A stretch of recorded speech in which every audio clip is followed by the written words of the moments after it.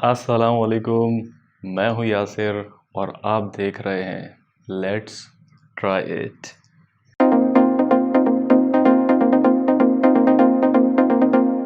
اللہ پاک نے رسول اکرم علیہ الصلاۃ والسلام کے صحابہ کرام رضی اللہ عنہم اجمعین کے حالات و واقعات آپ تک پہنچانے کا جو کام مجھ سے لینے کا ارادہ کیا ہے، میری پوری کوشش رہے گی کہ اس نیک کام کو اپنی آخری سانس تک جاری رکھوں۔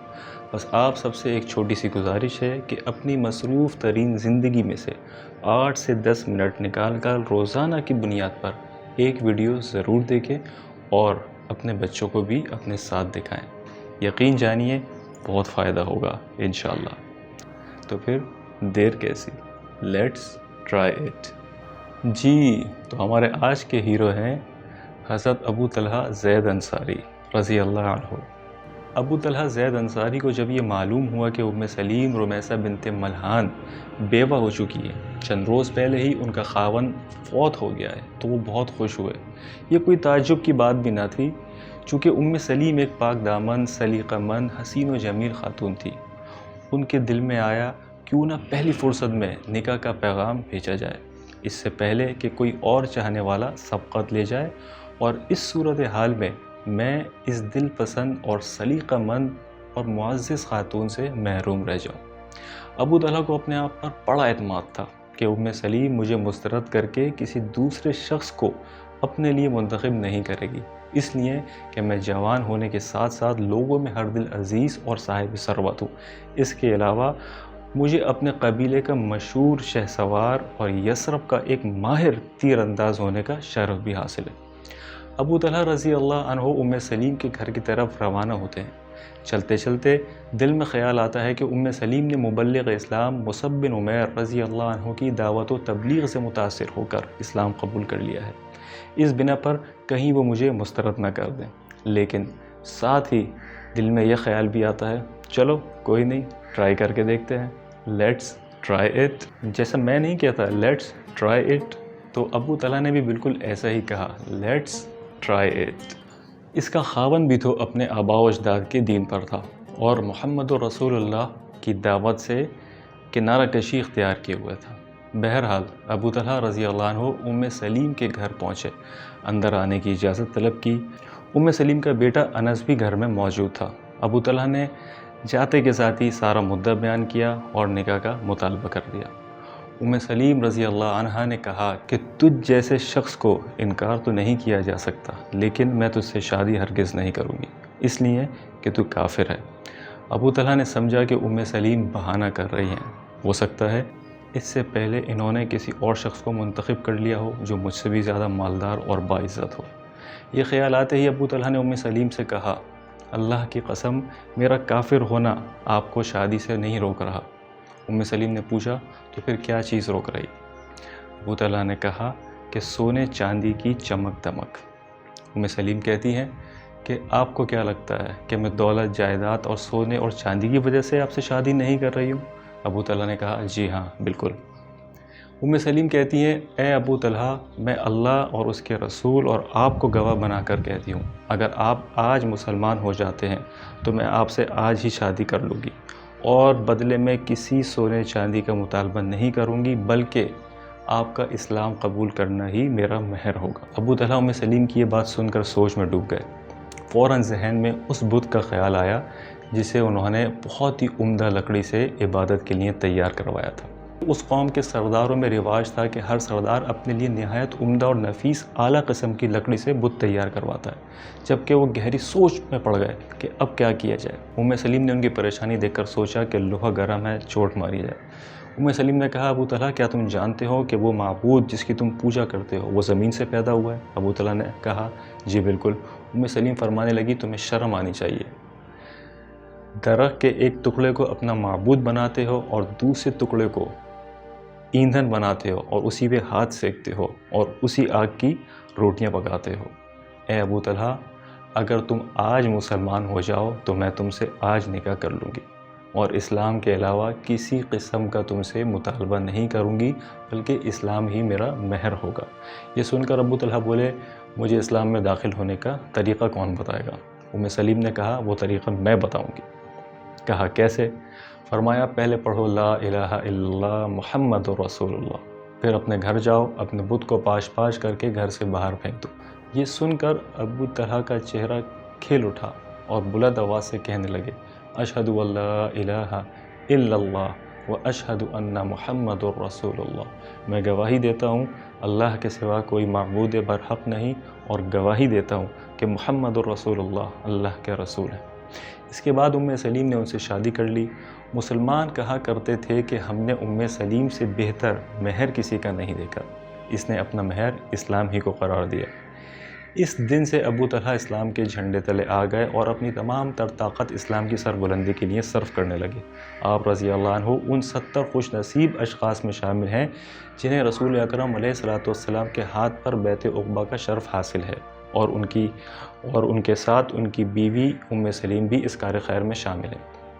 یہ ان 12 خوش نصیبوں میں بھی شامل ہیں جنہیں رسول اقدس علیہ الصلوۃ والسلام نے یثرب میں آباد مسلمانوں کی حفاظت اور نگہبانی کے لیے بھیجا اور خدمت کے لیے امیر مقرر کیا۔ حضرت ابو طلحہ رضی اللہ عنہ کے دل میں آپ علیہ الصلوۃ والسلام کی محبت گھر کر چکی تھی، اور یہ محبت ان کی رگ و ریشے میں سرایت کر چکی تھی۔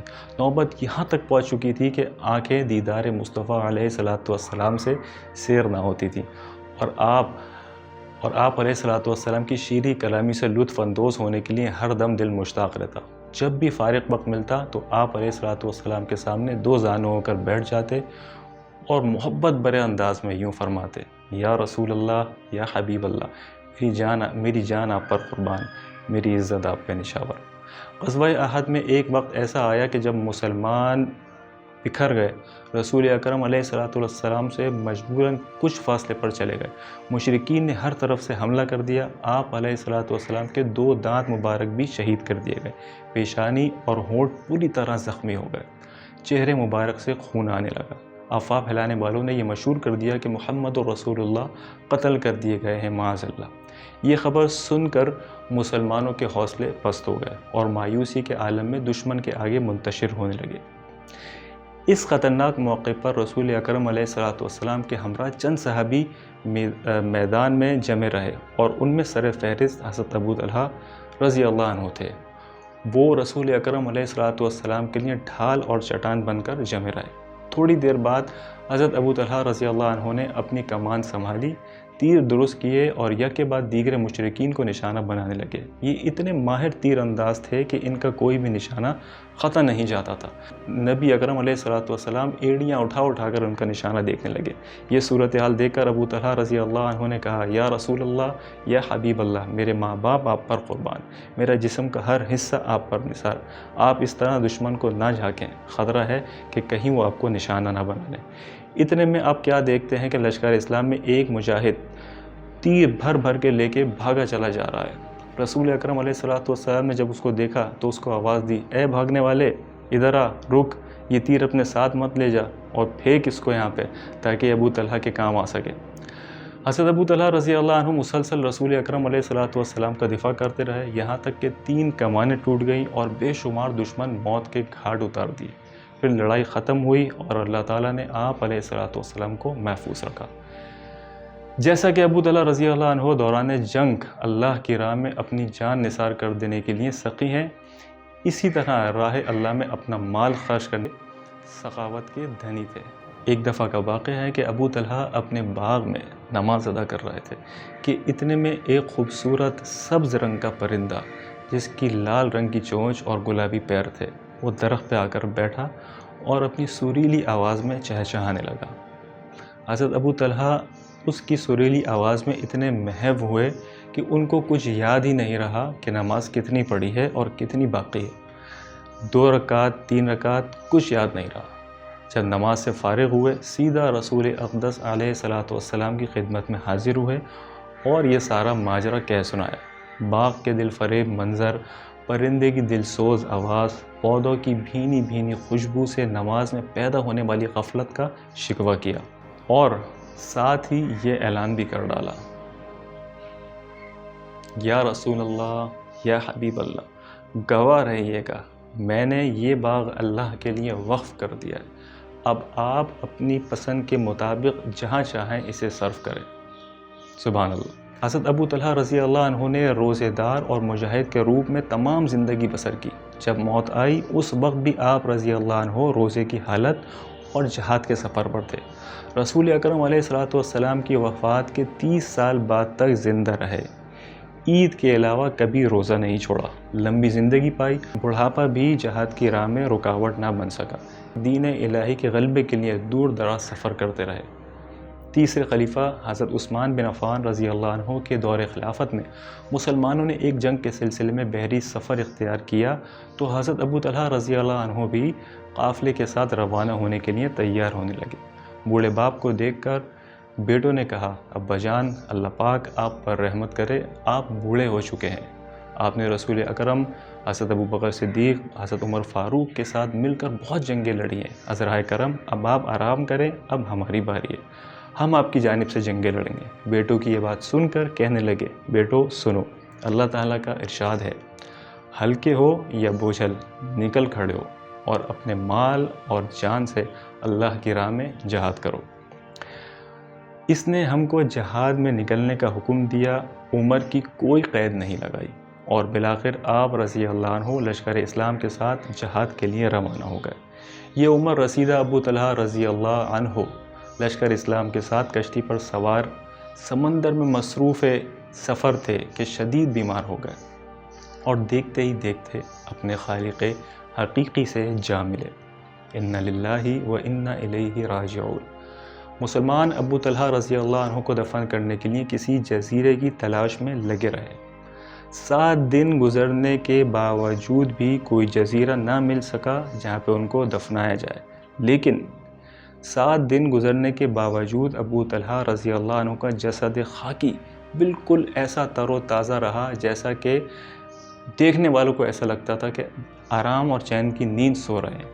سمندر کے دامن میں اہل خانہ اور وطن عزیز سے دور، خاندان اور گھر سے دور حضرت ابو طلحہ رضی اللہ عنہ کو دفن کر دیا گیا۔ یہ دوری ان کو کوئی نقصان نہیں دے گی، کیونکہ یہ اپنے اللہ اور اپنے رسول صلی اللہ علیہ وآلہ وسلم سے بہت قریب ہیں۔ جی تو ناظرین، آپ نے دیکھا کہ کتنی خوبصورت زندگی ہوا کرتی تھی صحابہ کرام رضوان اللہ تعالی علیہم اجمعین کی۔ ان کا جینا بھی اللہ اور اس کے رسول کے لیے، اور ان کا مرنا بھی اللہ اور اس کے رسول کے لیے صلی اللہ علیہ وآلہ وسلم۔ اللہ پاک سے دعا ہے کہ مجھے اور آپ کو صحابہ کرام رضی اللہ عنہم اجمعین کے نقش قدم پہ چلنے والا بنا، آمین۔ صحابہ کرام رضی اللہ عنہم اجمعین کے حالات و واقعات کا یہ سلسلہ جاری رہے گا انشاءاللہ تعالی۔ آپ دیکھتے رہیے اور کہتے رہیے، لیٹس ٹرائی اٹ۔